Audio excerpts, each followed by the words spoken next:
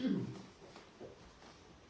je vous invite à tourner dans votre Bible à ce passage que nous avons lu, Actes, chapitre 13. Acte 13, c'est un tournant dans le livre des Actes, dans l'histoire de l'Église chrétienne. Jusqu'ici, dans ce livre, on regarde plutôt le ministère de Pierre parmi les Juifs. Mais désormais, Luc, qui écrit ce livre, il va attirer notre attention sur le ministère de Paul. Et Luc décrira l'expansion de l'Église chrétienne, de l'Église d'origine païenne, dans tout l'Empire romain. Et l'expansion de l'Église chrétienne qui a bouleversé le monde, elle commence avec l'Église à Antioche. Cette Église, avec sa vision, son fardeau, sa passion pour la gloire de Dieu, elle est à l'origine d'un mouvement qui continue même aujourd'hui. Ce serait intéressant de tracer l'envoi des missionnaires d'Antioche, en Chypre et ainsi de suite, et comment l'évangile est arrivé dans tous les pays du monde, on pourrait dire. L'église à Antioche. Voici une église qui a un vrai impact dans le monde. Et n'est-ce pas ce que nous désirons pour notre église? N'est-ce pas ce que chaque église devrait désirer? Toucher le monde pour Jésus. Nous ne voulons pas simplement exister. Remplir les bancs dimanche après dimanche. Ce n'est pas ça notre but.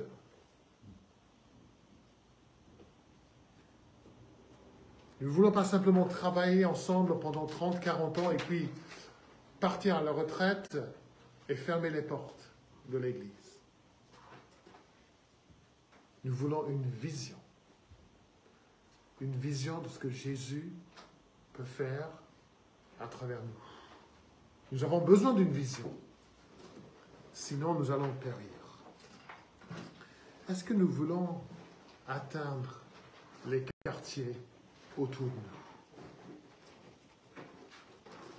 Est-ce que nous voulons que le royaume de Dieu avance à Orvaux ou à Nantes?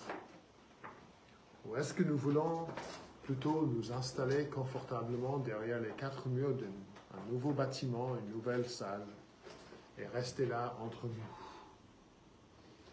Ce sont des questions fondamentales pour une Église, auxquelles nous devons répondre. Quelle est notre vision pour l'avenir de notre Église? Comment voulons-nous que Dieu se serve de nous? Et pour nous aider dans cette réflexion, nous allons voir ensemble les caractéristiques de l'Église à Antioche. À quoi ressemble l'Église dont Dieu a choisi de se servir il y a 2000 ans? Dans cette magnifique œuvre missionnaire du 1er siècle qui continue jusqu'aujourd'hui. À quoi ressemble cette Église à Antioche? Et nous allons voir 5 choses qui sont vraies de l'Église à Antioche et que nous devrions vouloir que ces choses soient vraies aussi de nous. La première chose que nous voyons, c'est une Église consacrée à la parole de Dieu. Une Église consacrée à la parole de Dieu. La première fois que nous lisons de l'Église à Antioche, c'est dans le chapitre 11. Où Barnabas et Saul arrivent à Antioche, et qu'est-ce qu'ils font? Chapitre 11, verset 19, ils annoncent la parole. Verset 20, d'autres hommes annoncèrent la bonne nouvelle de Jésus-Christ. Chapitre 11, verset 26, nous lisons, pendant une année entière, ils participèrent aux réunions de l'Église et enseignèrent une foule assez nombreuse. Ils enseignèrent la parole de Dieu. Et cet attachement à la parole est souligné encore une fois au chapitre 13, au verset 1, nous lisons, il y avait dans l'Église qui était à Antioche des prophètes et des docteurs. Ce ne sont pas des médecins. Donc, ça ne fait pas très longtemps que l'Église existe, mais déjà en peu de temps, la priorité du ministère de l'Église a été établie.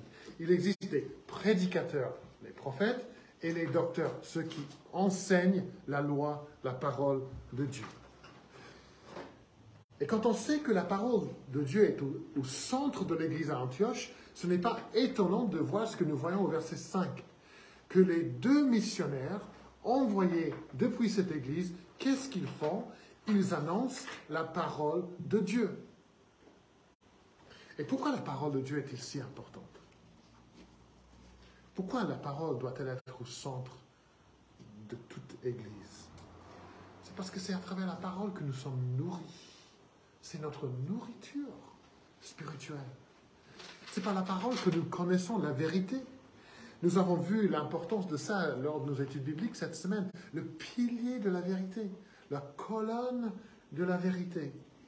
Nous avons vu des statistiques terribles des États-Unis, des églises évangéliques qui ne croient même pas en la divinité de Jésus, qui disent que non, toutes les religions mènent à Dieu.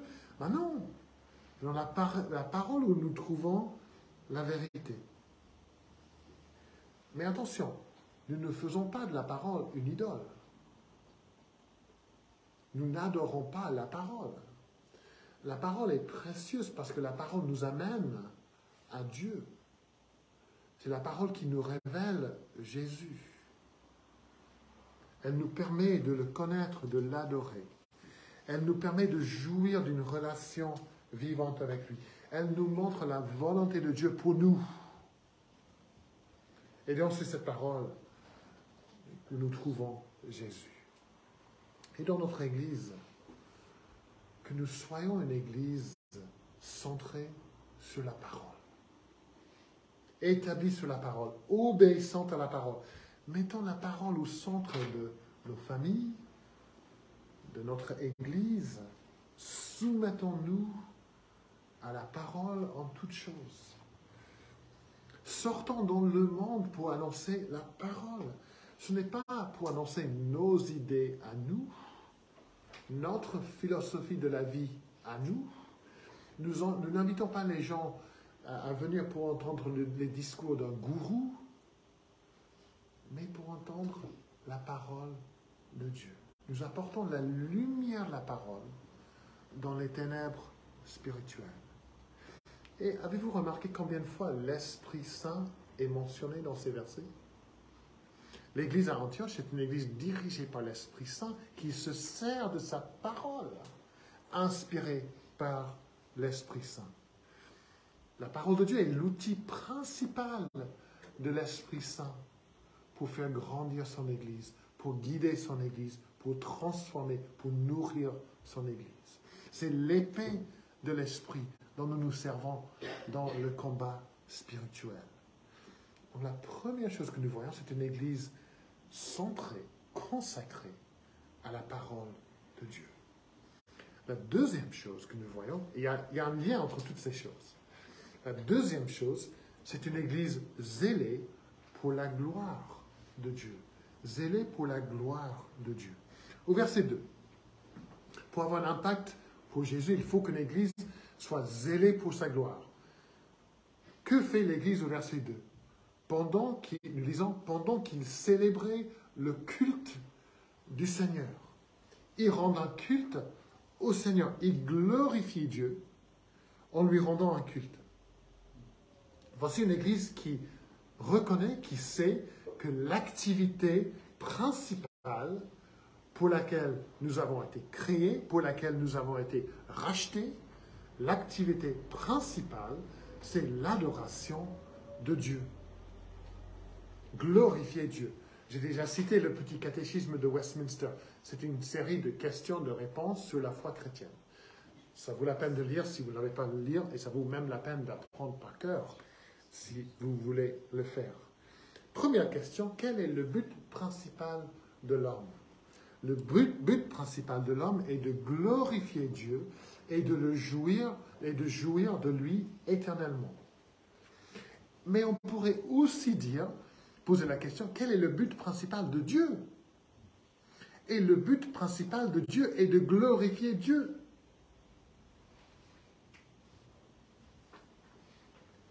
Et donc, quand nous lisons notre Bible, il est clair que Dieu veut que sa gloire soit vue et louée par toutes les nations, tous les peuples et toutes les langues. Le psaume 67, on va chanter tout à l'heure. Que les peuples te célèbrent, ô Dieu, que tous les peuples te célèbrent, que les foules se réjouissent et triomphent. Psaume 57, nous avons lu. Que ta gloire soit sur toute la terre.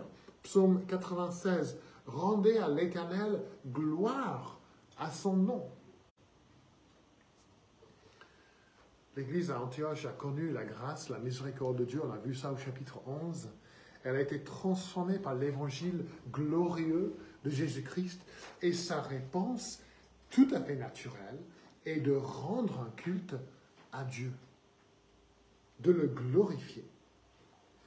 Mais sa réponse ne finit pas là. L'Église envoie des missionnaires pour annoncer ailleurs la gloire de Dieu. L'Église ne se contente pas de rendre un culte elle-même, elle veut que les autres rendent aussi un culte à Dieu. L'Église zélée pour la gloire de Dieu voudra toujours que le monde autour puisse glorifier Dieu. Et nous devons bien comprendre ce principe. Si la mission existe, l'envoi des missionnaires, ce n'est pas, écoutez bien, ce n'est pas motivé d'abord et avant tout par le désir de voir les gens sauvés. Est-ce que ça vous choque? La mission n'est pas motivée d'abord et avant tout par le désir de voir des gens sauvés. Nous voulons voir les gens sauvés de leur péché. Bien sûr que nous voulons voir des gens sauvés. Mais la plus grande motivation, la raison pour laquelle nous voulons que les gens soient sauvés, c'est parce que nous voulons que ces gens rendent gloire à Dieu. Nous voulons que Dieu reçoive toute la gloire. Écoutez ce que dit John Piper dans son livre « Que les nations se réjouissent ».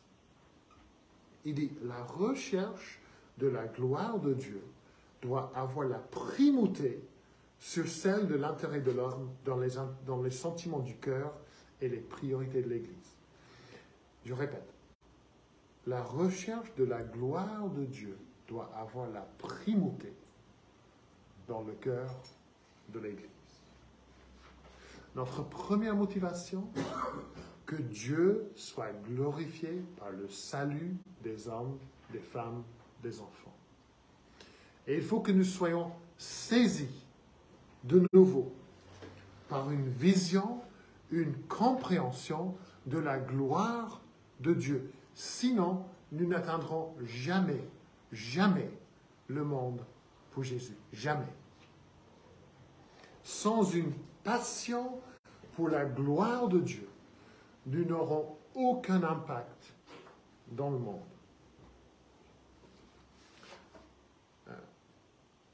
If you're following in the English text, this next bit's not in it, I'm sorry. Nous, on a un voisin qui est passionné par FC Nantes. Non, mais c'est hallucinant en fait. Il faut voir dans l'intérieur de sa voiture, il y a des trucs de FC Nantes partout. C'est l'homme de mon âge.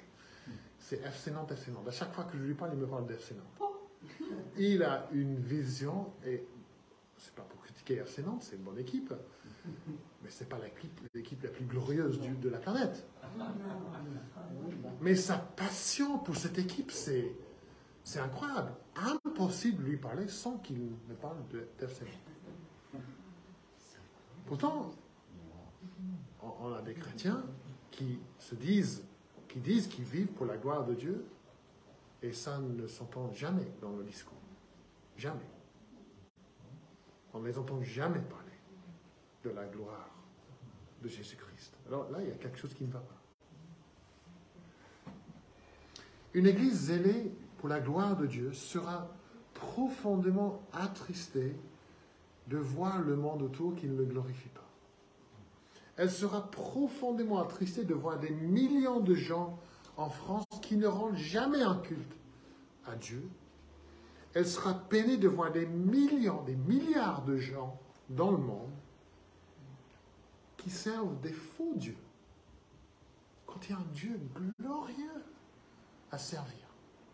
Et il court après des faux dieux. Nous chantons « Annoncer sa gloire au milieu des peuples ». Mais qu'est-ce que nous faisons pour que les habitants de Nantes voient la gloire de Dieu? Est-ce vraiment notre désir que le monde voie sa gloire? Est-ce que cela nous préoccupe vraiment? Le mois de février dernier, nous sommes allés voir France-Irlande au rugby au Stade de France. Et j'ai bien aimé voir le match, même si j'étais déçu par le résultat, mais ce n'est pas le résultat qui m'a attristé le plus. J'étais attristé de voir 80 000 personnes en train d'adorer, de glorifier 23, parce qu'ils étaient 23, 15 sur le terrain et 8 remplaçants. Hommes qui couraient après un petit bout de ballon. Ils glorifiaient, ils chantaient les louanges. Et je me posais la question, combien de ces 80 000 personnes seront demain dans un lieu de culte pour glorifier Dieu? Au moins 6, parce qu'il y avait nous 3, 2 à côté à 7, et 2 pasteurs qu'on connaissait aussi. Mais 7 sur 90, 10 000. Combien auront même une seule pensée pour Dieu? Sommes-nous zélés pour la gloire de Dieu, pour la gloire du roi des rois, le maître de l'univers? Le but principal de notre vie, c'est vraiment de voir Jésus-Christ exalté, glorifié. Recherchons-nous sa gloire ou simplement une vie tranquille? Donc une église centrée sur la parole, une église zélée pour la gloire de Dieu. La prochaine chose que nous voyons, et toujours le lien entre les deux, une église prête à faire des sacrifices. Une église prête à faire des sacrifices. S'il y a une chose que nous voyons dans le Nouveau Testament, c'est que la vie du chrétien, de la chrétienne, c'est une vie où on est appelé à faire des sacrifices. Il y a 2 choses dans ce texte qui nous montrent que l'église à Antioche a fait des sacrifices. D'abord, au verset 2, nous voyons que c'est une église qui jeûne, ou qui jeûnait. On en a parlé déjà. Verset 2, pendant qu'ils célébraient le culte du Seigneur et qu'ils jeûnaient. Verset 3, après avoir jeûné et prié. Alors pourquoi parler de l'importance du jeûne? À quoi ça sert de jeûner? Le but principal, ce n'est pas, comme je viens de dire, de se priver de nourriture ou de quelque chose d'autre. Ce n'est pas une fin en soi où on dit, ça y est, j'ai jeûné, c'est bon. Non, on se prive de nourriture pour se consacrer à quelque chose d'autre, quelqu'un d'autre, à Dieu, à Jésus. Et au verset 2, le jeûne est lié au culte. Au verset 3, le jeûne est lié à la prière. Donc, à l'église à Antioche, les chrétiens disent non à leurs propres besoins pour se consacrer à l'œuvre de Dieu, pour se consacrer à Jésus, au culte, à la prière. C'est un sacrifice. Ils disent, j'ai faim, j'ai envie de manger, mais j'ai quelque chose de plus important à faire. Et je veux montrer à Dieu que l'adoration, sa gloire, est plus importante que mon ventre. Et pour atteindre le monde pour Jésus, il faut que les chrétiens soient prêts à dire non à eux-mêmes et à dire oui à Jésus. Pour l'église à Antioche, ils font des sacrifices pour mieux rendre un culte et pour prier. Alors, quel sacrifice faisons-nous pour mieux rendre un culte et pour mieux prier? Je me souviens de mon père qui disait que la préparation pour le culte le dimanche commençait tout de suite après le culte du dimanche. On commençait pendant toute la semaine à se préparer pour le prochain culte du dimanche. Et surtout le samedi. Qu'est-ce qu'on fait le samedi soir pour nous préparer, pour qu'on soit en forme pour le culte? Quel sacrifice sommes-nous prêts à faire pour montrer à Dieu? Ce qui compte le plus pour moi, c'est ce culte que je te rends. Quel sacrifice faisons-nous pour prier? Qu'est-ce que nous jeûnons? Quel jeûne faisons-nous pour prier? Pour montrer à Dieu que ces choses sont vraiment importantes. Quel sacrifice sommes-nous prêts à faire pour atteindre le monde pour Jésus? Et puis on voit les sacrifices de l'Église à Antioche dans le fait qu'elle est prête à laisser partir 2 de ses hommes, les meilleurs. Verset 2, le Saint-Esprit dit « Mettez-moi à part Barnabas et Saul pour l'œuvre à laquelle je les ai appelés. » Je pense que si j'avais été membre de l'Église à Antioche, j'aurais dit « Non, pas Saul et pas Barnabas. Il n'y a pas quelqu'un d'autre, parce que vraiment, on a vraiment besoin d'eux. On a tellement profité du ministère de Saul et de Barnabas qu'on ne veut pas les laisser partir, on veut les garder pour nous-mêmes. » On ne sait pas comment le Saint-Esprit a transmis ce message, c'était peut-être par un des prophètes qui était là, mais quoi qu'il en soit, ce que nous voyons, c'est l'obéissance immédiate de l'Église au commandement de Dieu. Il n'y a aucune parole pour dire non, aucune opposition à leur départ, aucune voix pour dire « Mais non, on a besoin de Saul, on a besoin de lui. » Peut-être Barnabas, oui, mais pas Saul. Il faut les garder afin que notre Église puisse grandir. Non, si Dieu les appelle, nous les envoyons avec notre bénédiction. Et une Église qui essaie de garder ses membres, ses ressources pour elle-même, elle n'atteindra jamais le monde pour Jésus. Dieu a envoyé son Fils. Son Fils a envoyé ses disciples pour faire des églises. Et les églises continuent à envoyer, à envoyer, à envoyer. C'est ça l'Église chrétienne. On envoie. Si ce n'est pas des gens, c'est les ressources pour financer d'autres gens. On envoie. Et nous avons besoin d'une vision plus large que l'Église locale, aussi importante qu'elle soit l'Église locale. Mais nous avons besoin d'une vision pour dire, il y a tout un monde dehors qu'il faut atteindre pour Jésus. Il y a des peuples qui n'ont jamais entendu l'Évangile. Qui va leur dire? Qui va leur parler de Jésus? Et Paul dit dans Romains 10, comment entendront-ils parler de Jésus sans prédicateur? Et comment y aura-t-il des prédicateurs s'ils ne sont pas envoyés? Alors, si Dieu nous demande de faire des sacrifices pour faire avancer son royaume, serons-nous prêts à le faire? S'il nous demande de lui donner notre temps, notre argent, nos dons, notre énergie, ou même des membres de l'Église pour faire avancer le royaume de Dieu, sommes-nous prêts à faire des sacrifices, à rendre à lui ce qui est déjà à lui? Une Église prête à faire des sacrifices. 4e chose, une Église prête à saisir des occasions. Une Église prête à saisir des occasions. Paul et Barnabas, ils partent en Chypre. Barnabas, il est d'origine chypriote, donc il rentre chez lui pour annoncer la bonne nouvelle, ce qui n'est pas toujours une chose facile. Et au verset 5, nous voyons Barnabas et Saul dans les synagogues avec Jean-Marc comme auxiliaire. Et cela nous surprend parce que Saul avait été choisi pour être l'apôtre des païens, et non pas des Juifs. Ananias lui avait dit au chapitre 9 que Dieu l'avait choisi pour porter son nom devant les nations. Mais là, il se trouve dans des synagogues pour parler aux Juifs. Parce qu'il y a une occasion qui se présente, et Paul et Saul et Barnabas, ils en profitent. Et puis au verset 7, nous lisons qu'à par force, il rencontre Sergius Paulus. Homme intelligent, celui-ci fit appeler Barnabas et Saul avec le vif désir d'entendre la parole de Dieu. Ça, c'est l'appel téléphonique dont chaque pasteur rêve. Un homme ou une femme qui appelle pour dire « j'ai le vif désir d'entendre la parole de Dieu ». Et voici un homme qui cherche des réponses à ces questions.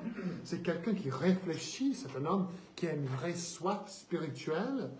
Il avait sans doute entendu les discours du faux prophète Bar Jésus, mais il reste sur sa faim parce qu'il reconnaît que ce n'est pas la vérité.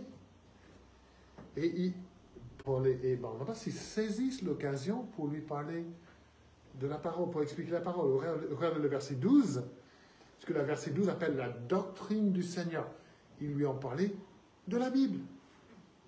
Et Sergius Paulus croit, parce qu'il est vivement frappé par la parole de Dieu. Ce n'est pas par les miracles. Le texte dit qu'il est vivement frappé par la parole.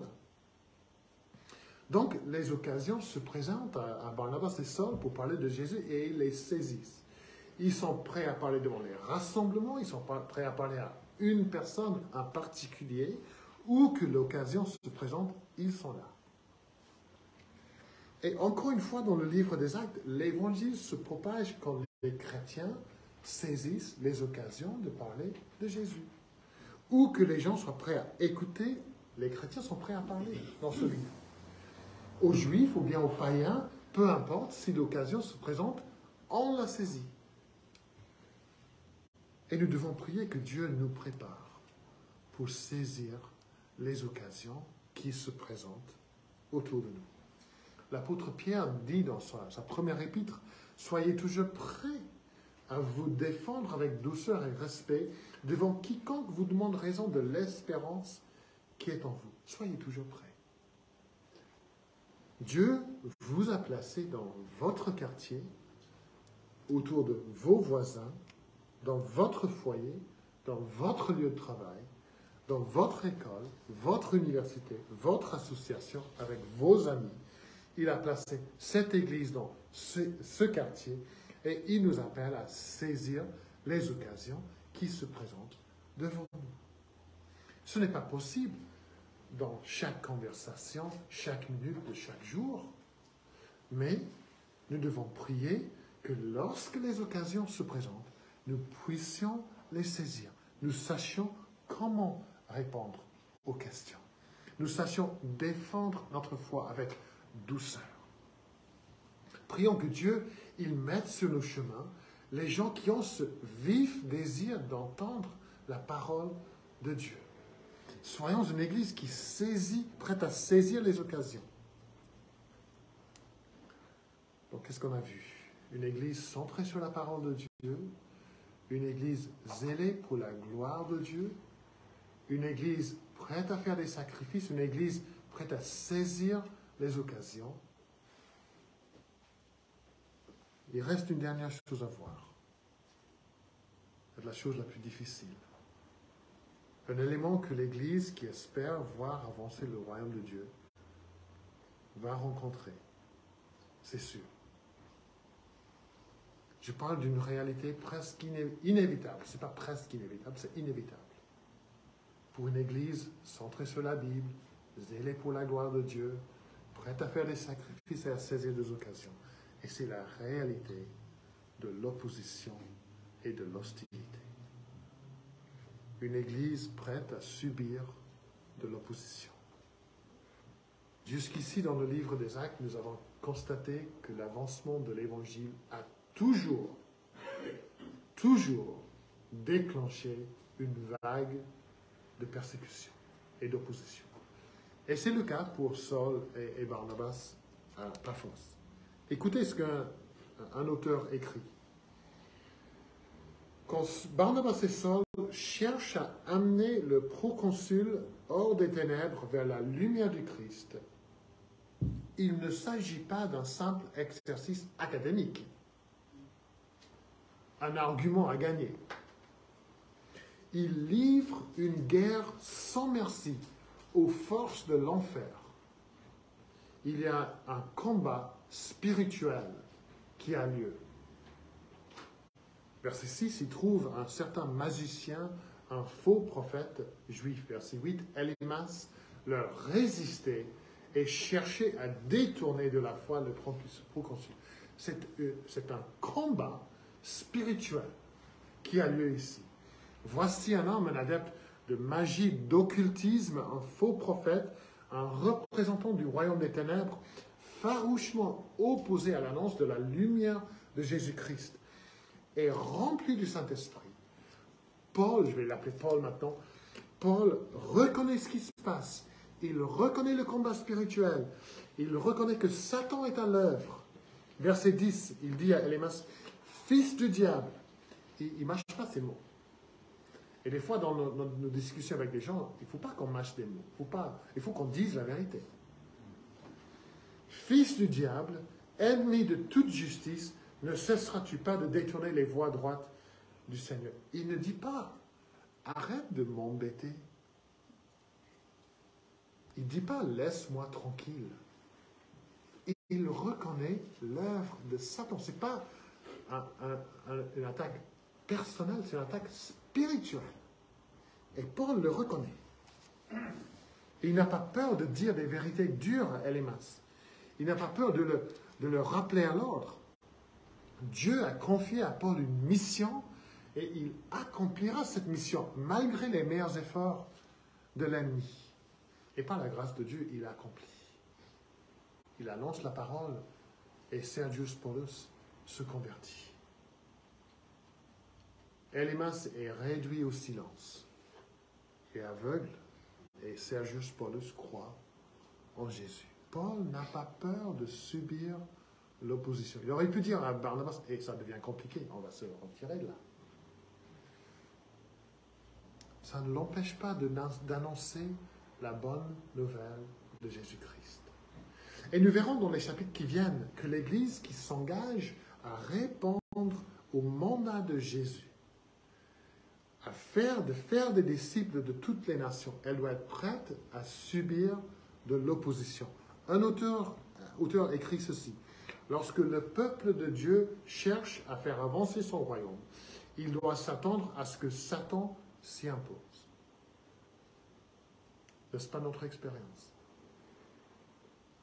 Au sein de nos familles, il y a de l'opposition à l'œuvre de Dieu.